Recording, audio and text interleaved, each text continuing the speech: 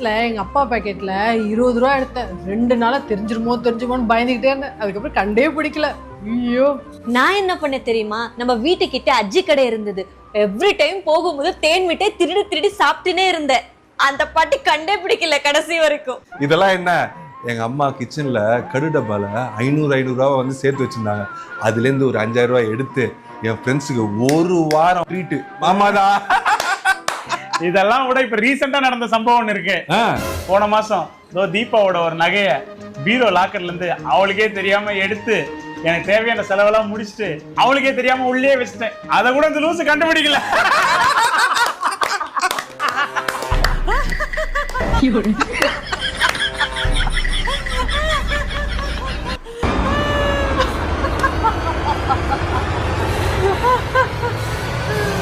கொம்ப இறங்கிடுவா. கொம்ப இறங்கினா நமக்கு பால்.